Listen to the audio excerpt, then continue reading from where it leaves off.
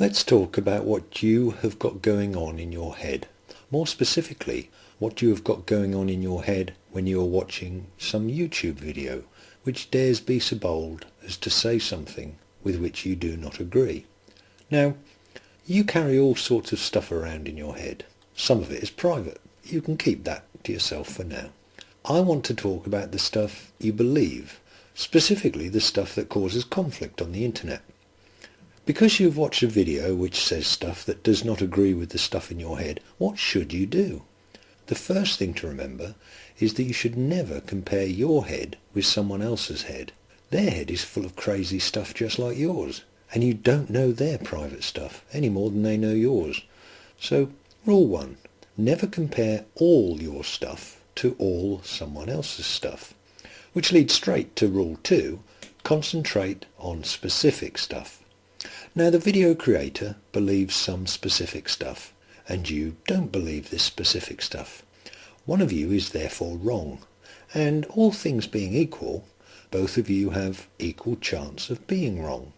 So there's no point arguing with the person who made the video. Rule 3, do not argue with this person. So, how are you going to check whether you are the one believing the right stuff? By arguing with the stuff, of course. Rule 4, always argue with stuff, not people. Now, I don't mean get angry with the stuff. The stuff will just laugh at you if you try that.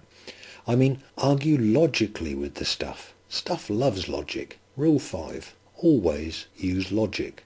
Which leads straight to rule 6, forget all your stuff.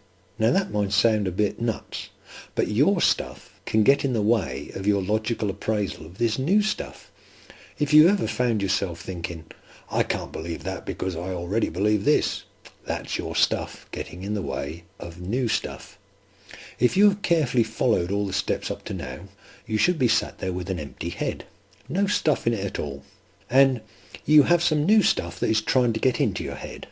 Now, if you followed people's advice to keep an open mind, this new stuff could just rush in. But you don't want that. You only want good stuff getting in. Rule 7.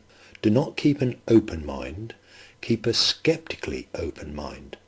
Skeptical simply means that you're going to test this new stuff out by arguing with it logically, rather than letting it slip straight into your head simply because it fits with stuff you already believe. So how do you argue logically with stuff? Let's go back to the video. As the workers removed solid rock, limestones, they would encounter toads entombed in the rocks, which were in a stupor. If the video says that toads can live in rocks for thousands of years, we might just say that is stupid stuff. I mean, that is way beyond any of the stupid stuff I allow in my head. But is it? And remember, rule 6 and rule 7, not to forget rule 5. We cannot just decide stuff is stupid. But rule 8, statements without evidence do not require argument. What? What do you mean? Well, if someone just tells you stuff but provides no evidence to back it up, you have no way of logically appraising it. You have no way of determining whether it is true stuff or stupid stuff. And so, remembering rule 7, stuff without evidence should never be added to the stuff you believe. At best you can put it in the stuff pending tray and maybe look at it later.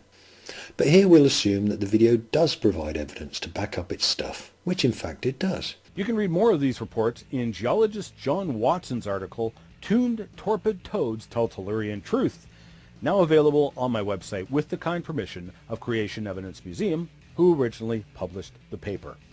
Great, we have evidence, so I can add it to the stuff I believe. Wait, you forgot rule 4. It is easy to forget rule 4, especially when stuff seems familiar to you and fits right in with stuff you already believe.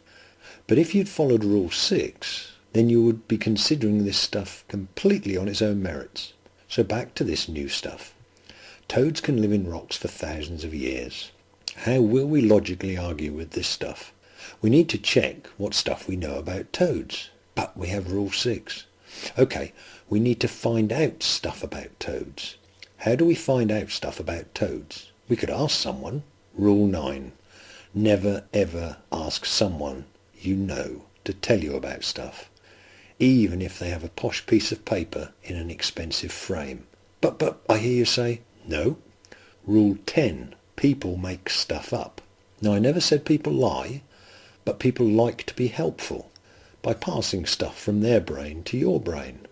But their brain might have made a mistake about this stuff, or remembered stuff wrongly, and the posh piece of paper in an expensive frame is not in their brain checking all their stuff is right. So remember Rule 4, which leads us on to Rule 11.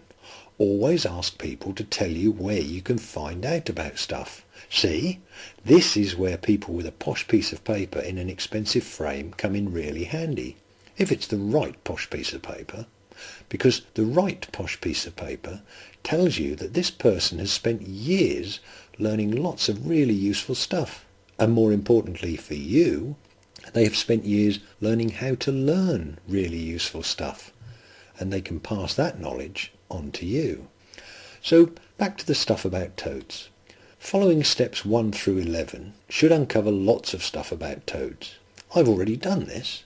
Of course, I don't expect you to take my word for what I say. You're too clever by now. But I'm going to share the stuff that I say I've learnt because I need it as an example to continue with. So I found out all this stuff about toads. What does it tell me? Well, it seems to tell me a few different things, and I shall attempt to argue those logically. Toads can live a long time. Toads can estivate. During estivation, their metabolism is slowed but not stopped. They therefore continue to expend energy and continue to require oxygen. They can only therefore estivate whilst energy resources and oxygen resources are available. So toads cannot estivate forever, and they cannot live for thousands of years in a hermetically sealed environment. Also, if they get trapped and die in a hermetically sealed environment, their anaerobic bacteria will break down their body tissue. But what about the evidence in the video? There are many claims of toads being found in rocks. Well, having investigated stuff about toads, which seems contrary to the claims about toads, I need to investigate claims. And so here I would like to enter some additional stuff, which also concerns toads. I'm just going to read you a little bit of the court report from the trial of two witches in 1662. I'll put the date up anyway. These two witches were executed on the back of much evidence against them. This is one small part.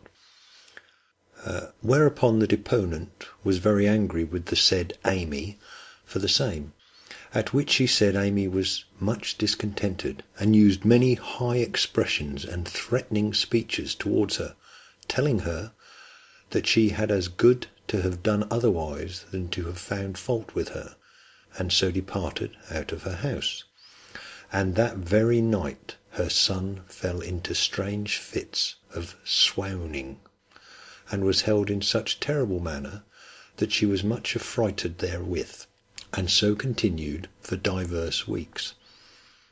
And the said examinant farther said that she, being exceedingly troubled at her child's distemper, did go to a certain person named Dr. Jacob, who lived at Yarmouth, who had the reputation in the country to help children that were bewitched, who advised her to hang up the child's blanket in the chimney corner all day, and at night, when she put the child to bed, to put it into the said blanket, and if she found anything in it, she should not be afraid but to throw it into the fire.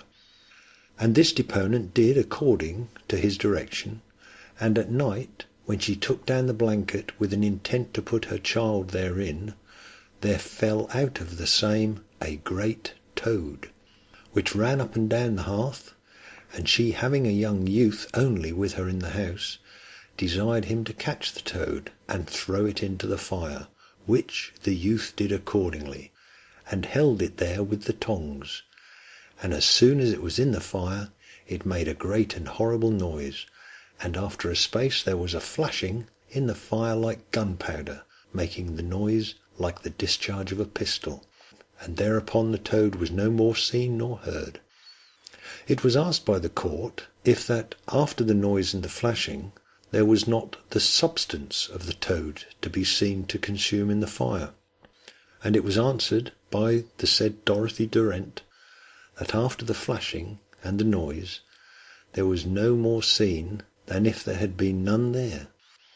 The next day there came a young woman, a kinswoman of the said Amy, and a neighbour of this deponent, and told this deponent that her aunt, meaning the said Amy, was in a most lamentable condition, having her face all scorched with fire, and that she was sitting alone in her house, in her smock, without any fire.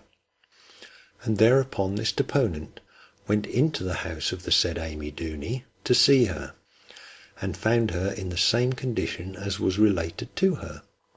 For her face, her legs, and thighs, which this deponent saw, seemed very much scorched and burnt with fire, at which this deponent seemed much to wonder, and asked, she said Amy, how she came into that sad condition, and the said Amy replied, she might thank her for it, for that she, this deponent, was the cause thereof, but that she should live to see some of her children dead, and she upon crutches. And this deponent further said that after the burning of the said toad, her child recovered and was well again, and was living at the time of the assizes. Now I would hope that this new evidence I've introduced will lead you to realise that stuff people say they saw might not be stuff that really happened, even when the claim they make is a matter of life and death. And this is why in our modern world, when people say stuff, we use the scientific method of testing and observation to decide how much weight we should give to the stuff people say. So here I've presented to you some stuff about toads. I do not expect you to add it to the stuff you already believe about toads. I do not expect you to simply dismiss it as stuff you refuse to believe about toads. It is just stuff, and what you do with it is completely up to you.